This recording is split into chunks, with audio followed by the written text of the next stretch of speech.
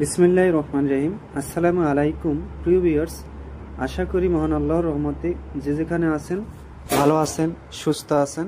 সবার সুস্থতা কামনা করে আরও একটি ভিডিও নিয়ে আসছি, তান্ত্রিকে খিল মেরে দিলে খিল কাটা মন্ত্র। তাই সবার কাছে অনুরোধ থাকবে, ভিডিও শুরু থেকে শেষ পর্যন্ত আমার সঙ্গেই থাকবেন, কথাগুলো শুনবেন। এখন না হলেও পরে আপনাদের অবশ্যই এই মন্ত্রটা এই বিষয়ে কাজে আসবে ইনশাআল্লাহ। তাই ভিডিওটি অনেক গুরুত্বপূর্ণ হবে। যারা তান্ত্রিক কাজ করতেছেন, তান্ত্রিকের বাইরে যারা আছেন, যারা সাধারণ পাবলিক, তাদেরও এটা প্রয়োজন। অবশ্যই সবার কাছে অনুরোধ থাকবে, ভিডিও শুরু থেকে শেষ পর্যন্ত শুনবেন, অবশ্যই আপনাদের ফায়দা এবং কাজে আসবে ইনশাআল্লাহ। আজকের হলো তান্ত্রিকে খিল মেরে দেয়। মনে করেন আপনি ব্যবসা করতেছেন, আপনি দোকানে ব্যবসা করতেছেন, চাকরি করতেছেন, আপনি খুব ভালো আছেন, তান্ত্রিকের ষোলো না, আপনি এক তান্ত্রিকের কাছে গেছেন, অথবা একজন কোনো মানুষ আনপাবলিকও তান্ত্রিকের আতায় আপনারে খিল মেরে দিতে পারে টাকা দিয়া। এই খিলটা কাটানোর জন্য আজকের সেই মন্ত্রটা স্বয়ং সিদ্ধি মন্ত্র।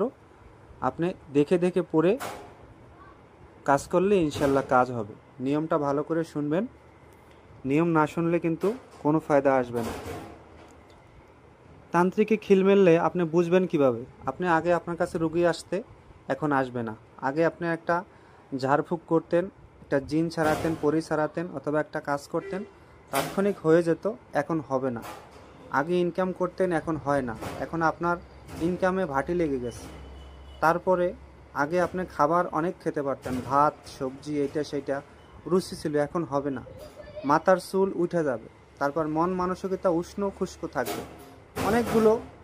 অনেকগুলো কিন্তু এর লক্ষণ।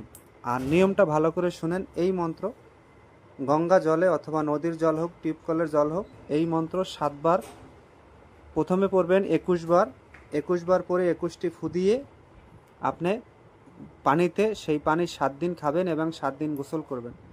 তারপরে যার এই মন্ত্র বারবার কাজ করার পরে, 2-1 বার কাজ করার পরে 7 বার পড়লেই হবে। প্রথম অবস্থায় 21 বার পরে 21টি জলে ফু দিয়ে সেই জল 7 দিন পর্যন্ত 3 বেলা খাবেন, 7 দিন পর্যন্ত, এবং গোসল করবেন। তাহলেই আপনার এই তান্ত্রিক খিলমারা কেটে যাবে ইনশাআল্লাহ। সবাই ভালো থাকবেন, সুস্থ থাকবেন। আজ এই পর্যন্তই। যদি কিছু জানার থাকে অবশ্যই কমেন্ট করবেন। ভালো থাকবেন, সুস্থ থাকবেন।